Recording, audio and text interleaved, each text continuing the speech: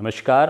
आज हम बात करेंगे वैट्स के बारे में, वीडियो असिस्टेड थोरैसिक सर्जरी या दूरबीन की थोरैसिक सर्जरी या की होल थोरैसिक सर्जरी के बारे में, जो कि बड़ी कॉमनली लोगों को ये शब्द सुनने को मिलता है। मैं डॉक्टर हर्षवर्धन पुरी हूँ। मैं एक वैट्स सर्जन हूँ या थोरैसिक सर्जन हूँ। मेदांता द मेडिसिटी में मैं काम करता हूँ एज कंसल्टेंट थोरैसिक सर्जन। तो वैट्स क्या होता है? वैट्स का पूरा अर्थ है वीडियो असिस्टेड थोरैसिक या वीडियो असिस्टेड थोरैकोस्कोपिक सर्जरी या दूरबीन की चेस्ट की सर्जरी, की होल चेस्ट सर्जरी भी कहते हैं कई लोग इसको। मैं आपको पहले समझाता हूँ कि ओपन सर्जरी क्या हुआ करती थी जो हम पहले ज़माने में किया करते थे या अब भी कई केसेस में करते हैं। तो ओपन सर्जरी में एक कट दिया जाता था जो यहाँ से स्टार्ट होता है और पूरा ये पीठ तक पीछे जाता है, जिसके बाद मसल्स को काटा जाता है, रिब्स को स्प्रेड किया जाता है औजारों की मदद से और हमारे हाथ अंदर जाते हैं और वो सर्जरी कर पाते हैं। तो आप समझ सकते हैं कि कितना बड़ा ट्रॉमा होता है ये सर्जरी करने के बाद जब हम पूरी छाती खोल देते हैं। ये सर्जरी बहुत अच्छी होती है। ऑब्वियसली हमारे पास पूरा एक्सेस होता है, हम अंदर के ऑर्गन से जो भी हम करना चाहते हैं कर पाते हैं। बट क्योंकि इसमें रिब्स टूटती हैं, रिब्स के फ्रैक्चर होते हैं, तो पेशेंट की जो रिकवरी होती है या पोस्ट ऑपरेटिव रिकवरी होती है उसमें समय बहुत ज़्यादा लगता है, खून ज़्यादा बहता है, पेशेंट का जो हॉस्पिटल स्टे है वो काफ़ी बढ़ जाता है। तो अब क्या करें इस सर्जरी को ईजी बनाने के लिए? तो जब एडवांसमेंट्स होने लगे सर्जरी में तो देखा गया कि यही सर्जरी हम वैट्स के द्वारा कर सकते हैं। अब आप पूछेंगे वैट्स क्या होता है?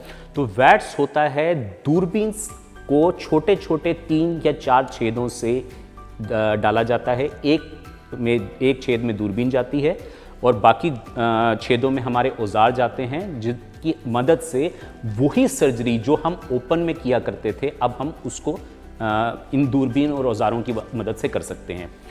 तो सर्जरी वही रहती है, सर्जरी के प्रिंसिपल्स वही रहते हैं, ऑन्कोलॉजिकल या कैंसर के प्रिंसिपल वही रहते हैं, पर सर्जरी करने का जो एक्सेस है और उसकी जो मॉर्बिडिटी है, जो उसकी तकलीफ़ है, वो काफ़ी कम हो जाती है।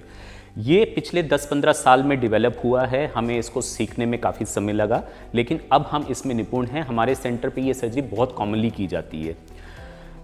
किस किस में वैट सर्जरी का रोल आता है? तो जो भी सर्जरी हम ओपन में किया करते थे आज से कुछ साल पहले या अभी भी कई करते हैं, उन सब सर्जरीज को दूरबीन के द्वारा किया जा सकता है। इसके एडवांटेजेस क्या रहते हैं? ये सर्जरी जल्दी हो जाती है क्योंकि हमें पूरी छाती खोलनी और बंद नहीं करनी पड़ती। इस सर्जरी में ब्लड लॉस काफ़ी कम रहता है। जो पोस्ट ऑपरेटिव रिकवरी होती है बहुत अच्छी होती है। पेन बहुत कम होता है। पेशेंट अगले दिन आराम से ट्रेडमिल पे भाग पाता है। उसकी 3 से 4 दिन में छुट्टी हो जाती है। उसके बाद वो अपनी जो फाइनेंशियल लाइफ रीगेन करने में उसे 8 से 10 दिन का समय लगता है और वो अपनी नौकरी पे भी वापस जा सकता है।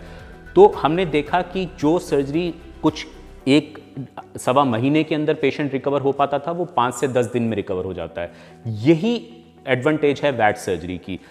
कई पेपर्स आए हैं अब इस सर्जरी पे जो इसको बराबर मानते हैं ऑन्कोलॉजिकल प्रिंसिपल्स में ओपन सर्जरी के। इसमें हिंदुस्तान में मैक्सिमम पेपर जो हैं वो हमारी टीम के, हमारे सेंटर के हैं, जिसमें हमने ये प्रूव किया है कि जो दूरबीन की सर्जरी है वो बराबर है ओपन सर्जरी के कई चीज़ों में और कई चीज़ों में बहुत बेहतर भी है। अब कई लोग मुझसे पूछते हैं कि कॉस्ट का बहुत ज़्यादा डिफरेंस होता है ओपन सर्जरी से वैट सर्जरी का? तो मेरा सीधा सा आंसर है बिल्कुल भी नहीं।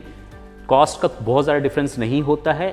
अमूमन आप देखेंगे कि ओपन सर्जरी की कई बार कॉस्ट ज़्यादा पड़ती है क्योंकि पेशेंट को हॉस्पिटल में ज़्यादा रहना पड़ता है और दूरबीन की सर्जरी के बाद हम पेशेंट को 3 से 4 दिन के बाद हॉस्पिटल से डिस्चार्ज कर सकते हैं। तो इनडायरेक्ट कॉस्ट जो होती है वो दूरबीन की सर्जरी की कम पड़ती है।